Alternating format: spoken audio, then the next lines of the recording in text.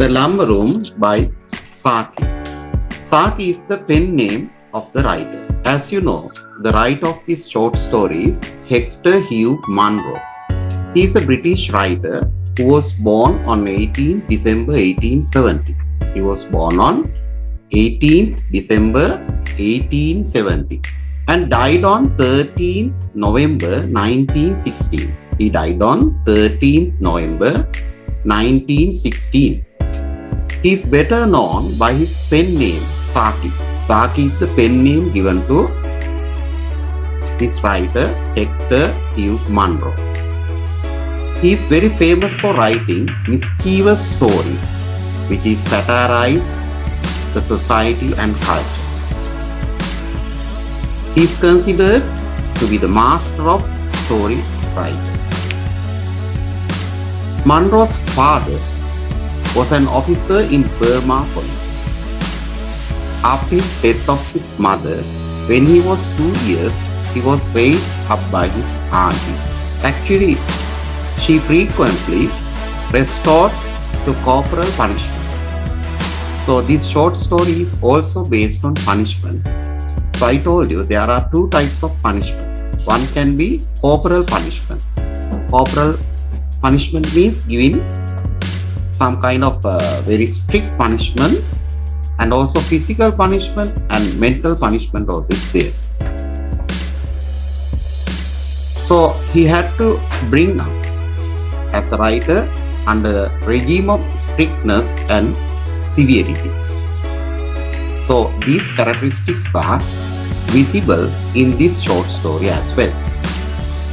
Before I start the short story, I would like to share my view regarding the term the lumber room. Actually, the lumber room means a storehouse of furniture, but there may be other things in it.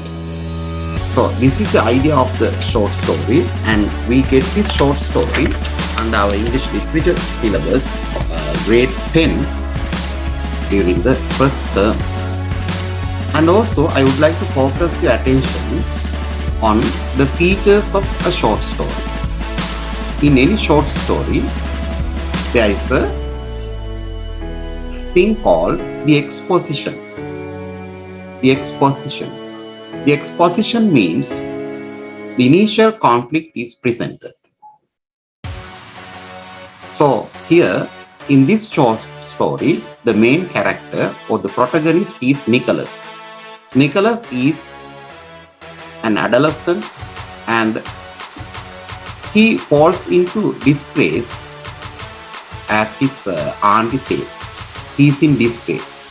You know, he is in disgrace because he has done a very mischievous thing against the adult's authority. He has put a frog on his basin of bread and milk, and he has refused to eat, saying that there is a frog in his basin of bread and milk. So this is the initial conflict. Actually, there are children who improvise things, who are very creative and who make new things to refuse something. They try to create a background for their refusal. A frog in his basin of bread and milk, and he just says, I can't eat my breakfast because there's a frog. So that is the exposition, and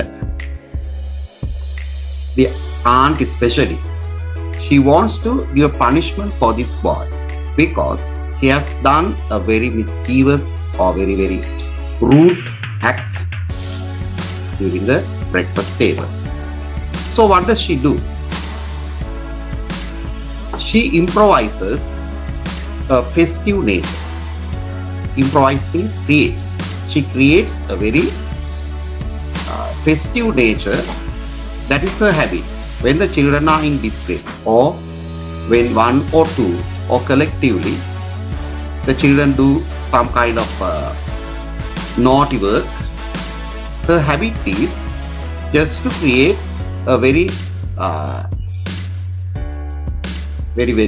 nice situation, that is very festive nature, like going on a trip or organizing some kind of happy way. And the habit is she neglects the other one. That means the culprit, the one who has created who has done the mistake, is deprived of enjoying this situation. So that is a habit.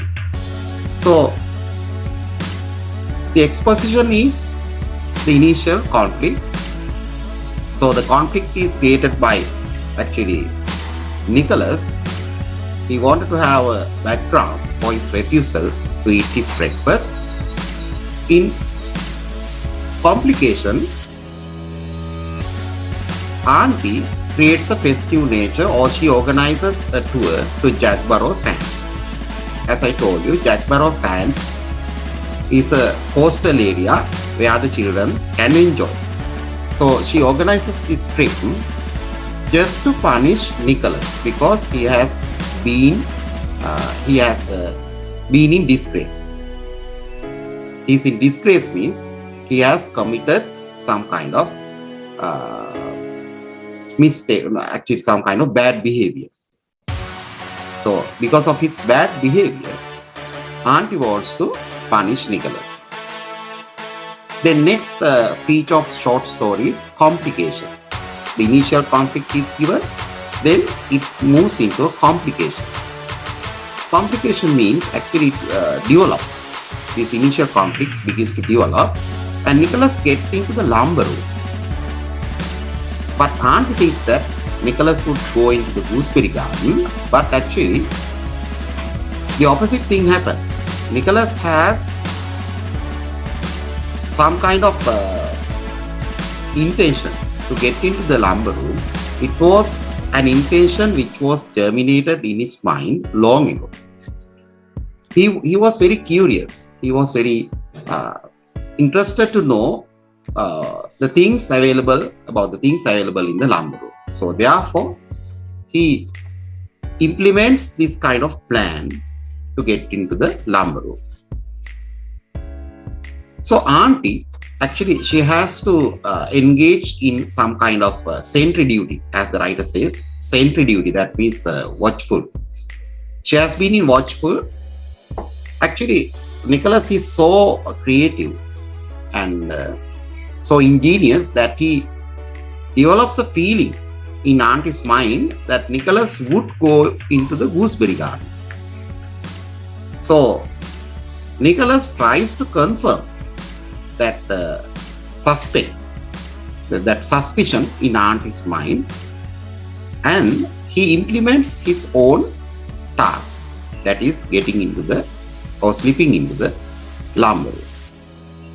So lumber room is a storehouse, as I told you, and it is a place of imagination for the children. So I told you this short story actually is very critical of adults' behavior and how the adults implement punishment on children, and how the adults have deprived children's freedom, children's happiness by various methods. So actually this Auntie also has kept the lumber room closed. It has been kept sealed from youthful eyes, as in the short story it mentions. The children are not allowed to go there. Only the so-called big people in the society or in the family can get into there. But it is a place of imagination for the people like Nicholas. And actually this lumber room is symbolic of happiness in compared to adults' world. This is a real world of happiness for the children. Actually, adults' world is not that happy, but children can get the maximum happiness by looking into the things available in lumber room. So there are a lot of beautiful things available in lumber room. So we discuss those things. The tapestry picture. The tapestry depicts how a hunter is confronting a some kind of stag, and how the wolves are advancing, and also how some wild dogs are also helping the hunter. So it is a place of imagination for Nicholas. Nicholas develops his imaginations by looking at this tapestry picture, and actually it awakens his imaginations. Most of the books, most of the pictures develop the children's intelligence, develops the children's imagination.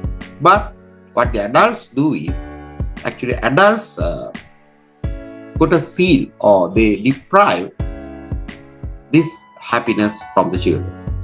Maybe to give punishment, or sometimes the adults think that by using those things, those books and all that, or whatever available, or the beautiful things available will be wasted. So that is the adult's opinion.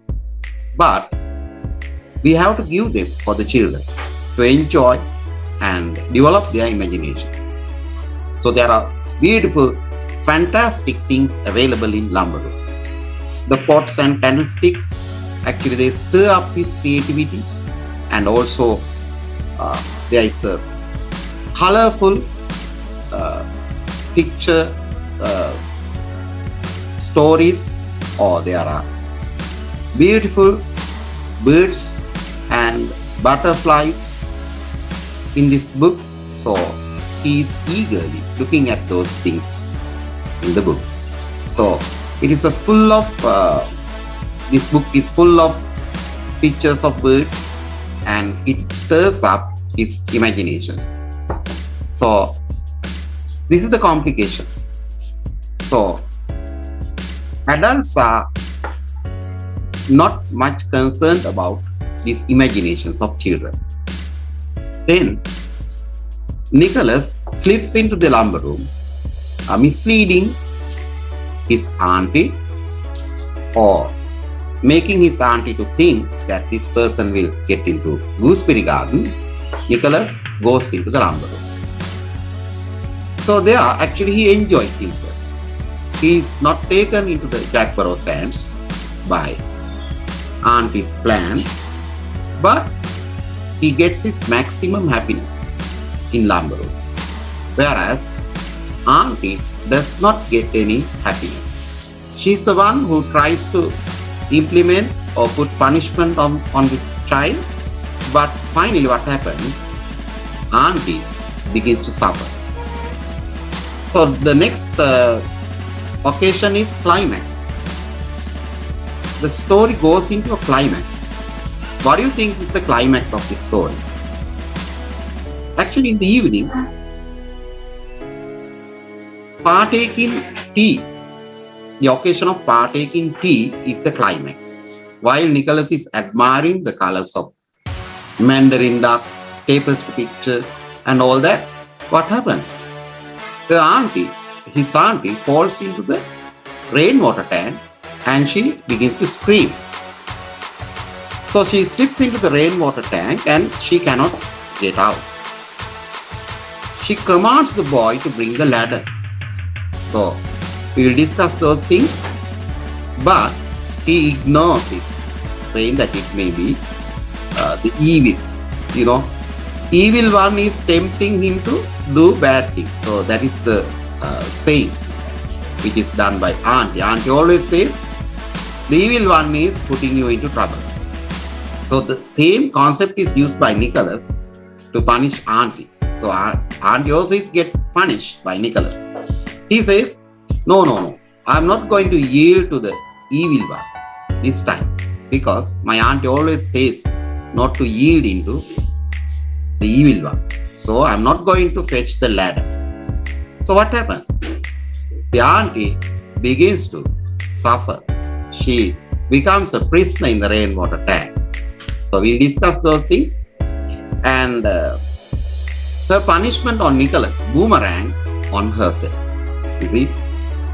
She wanted to make Nicholas unhappy. So what happened? The one who punishes others begins to suffer. So this is the idea. given in this short story. So the resolution actually is the last one. So the climax is actually auntie falling into the rainwater tank and refusing Nicholas to bring the ladder. So the resolution or the final solution comes at the end. Actually, there is no solution. In the evening, all the people get together and they partake tea. The people who went on Jackborough Sands also have returned. His girl cousin, boy cousin, Bobby and all those things, all those people, they have returned, but they are not that happy because there had been a tide on the sands and actually they could not enjoy it at all. Then Auntie also is unhappy because she had to become a prisoner. She was imprisoned in rainwater tank and she also is unhappy and she is suffering. Then who is happy? Only Nicholas is happy because he has been enchanted. He has absorbed the happiness in the lumber room by admiring the beautiful tapestry and all kind of artistic things in it. So the hunter and the stag, so all those things are haunting in his mind. So as a child, Nicholas is full of happiness. So you can find the writer gives a very good message. Actually, Auntie, when we consider Auntie's character, she is obsessed with punishment. She always wants to give punishment. And actually, she does not make the child aware of the punishment. She doesn't say why the punishment is given, or she doesn't make the child understand doing these kind of naughty things or mischievous things is bad. She does not make that understand. What she does is only enforcing punishment. In contrast, Nicholas is very imaginative and he's admiring the tapestry and the picture books, birds pictures and all that. And Aunt is always the character of a very unhappy character, and she comes out with boring incidents and she had to face a lot of unhappy situations in the rainwater tank. And the children also, they are also the other children who went on the trip, they come out with very bad experience and they are also not happy. So it shows completely adults or auntie's punishment is not successful. So it boomerang on herself. Only auntie had to suffer. So auntie's habit is that she wants to punish the child or the culprit or the one who has committed the sin. She wants to make the culprit or the person who committed the sin very unhappy by just describing a very happy full event, and she says, I could have taken you if you had been very good, but you had been very naughty and you had been very bad, so I'm not going to take you. So she says that there is a circus or there is some happy full situation and it has unrivaled, uncountable number of elephants. So we could have gone there if you had been good, but you had been very naughty, so I'm not going to take you up there. So actually, this is not actually, the adults are not that imaginative. This shows that is what only the aunt can do. So this also is this idea was develops on the part of auntie, and she always tries to describe the beach tour as a very beautiful and as a very glorious occasion, but finally it also becomes very spoiled. So in this short story, lumber room is a symbolic or a symbol of fun and imagination for the children. So this child develops a lot of happiness by slipping into the lumber room. So it is a world of fantasy and world of imaginations. But in contrast, Auntie begins to suffer and she's frustrating at the end. You can find that situation. So what does Auntie do actually? She withholds happiness. Withhold means stops happiness of children by implementing punishment. So that is her nature.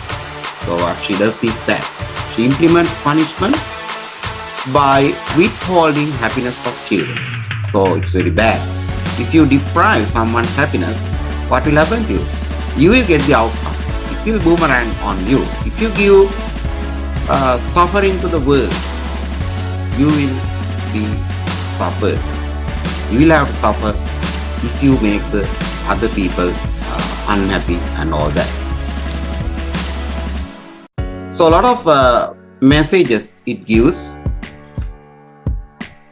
In this short story you can find by shutting the lumber room away from youthful lies. What Auntie does is crime. It's a crime. She deprives the beauty and imaginations from the children's eyes. So those messages are given. A lot of important messages are given in this short story.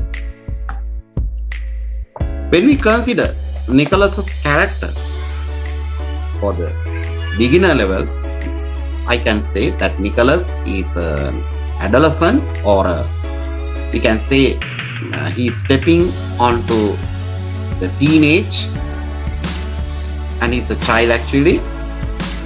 He's not that developed physically, but he is very intelligent. He is very imaginative and very creative kind of child, and he knows how to be happy and how to get happiness by himself. In contrast, Aunt is a stereotypical character. She is not practical. She is a dogmatic character, and she is infuriating punishment, and she is not happy at all the time. So this is the characteristic of Auntie. And I would like to focus your attention on the themes of this short story. Themes means the messages actually it gives for the readers. At large, this short story gives a message on stupidity or moral degradation, hypocrisy, and ambition boomerang on the person who emits them in a hostile manner. So what does it mean?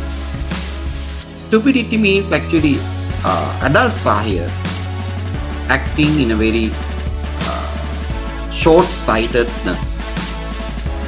The aunt is very short-sighted, and the adults world or the society does not actually practice any moral.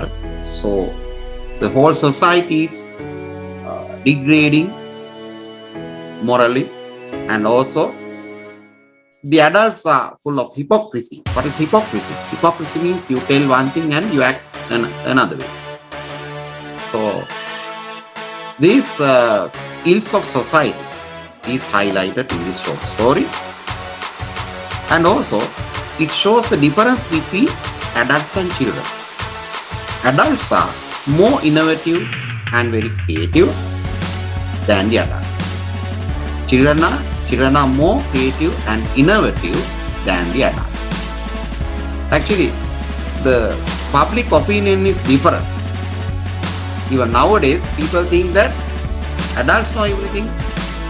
Adults are always happy, and children are not that creative. So we underestimate the children.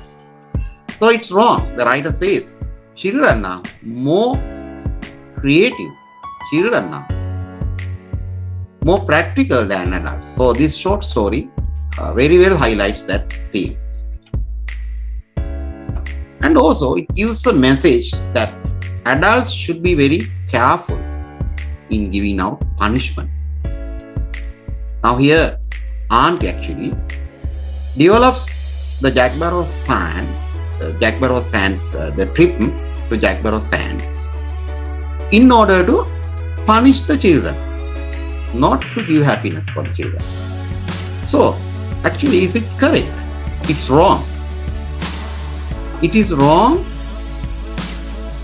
It is a wrong way of punishing children by depriving their happiness. What the adult does is depriving the happiness of the children.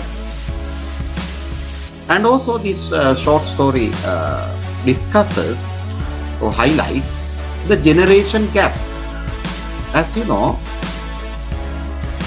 there are a lot of differences between the adults or the parents and the children, because the children are experiencing the modern world, but adults actually they have experience and very traditional experiences that adults have.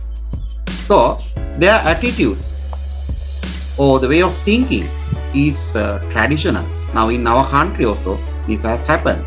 Now most of the governing bodies in Sri Lanka also are very old people. Do you think they are very creative? No. They are physically, they are stagnated. They are stagnating mentally and physically. They are not creative. But you know, there is an age. A person can work hard for the society. Till the age of 40 or 50, a person can work well for the society. Especially between 20 to 40 or 45, a person can work hard and he can use his maximum capacity of intelligence, physical and mental capacities for the betterment of the society. So this is the message it gives. The message is the generation gap. There is a big, vast gap or difference between the adults and children. So what is necessary? What is necessary is understanding each other.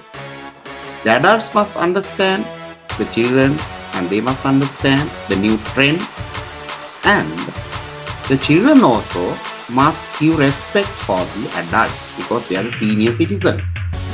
They have vast experiences regarding life and society. From them, the children must understand to learn new things. And also in this short story, it gives a message that religion is used by the adults to instill fear. Instill means enforce or to give fear. The adults use the religion. Now even in Sri Lanka also it may be correct. Most of the adults say, you will go into the hell if you do this. But it may be true, it may be philosophically or religious, it may be true. If you do bad things, you will fall into the hell. But in this context, in this short story, the auntie uses religion in a very negative way to instill punishment on children. So those messages are very important in discussing this short story, and keeping those things in your mind, I would like to start the short story, and I would read the short story so that you can follow, and we will continue the short story from the place where we started. In your anthology, the short story The Lumber Room by Saki is in page 31. If you have any new words, you can just refer the dictionary and be ready with the new words, and I also will explain the new words.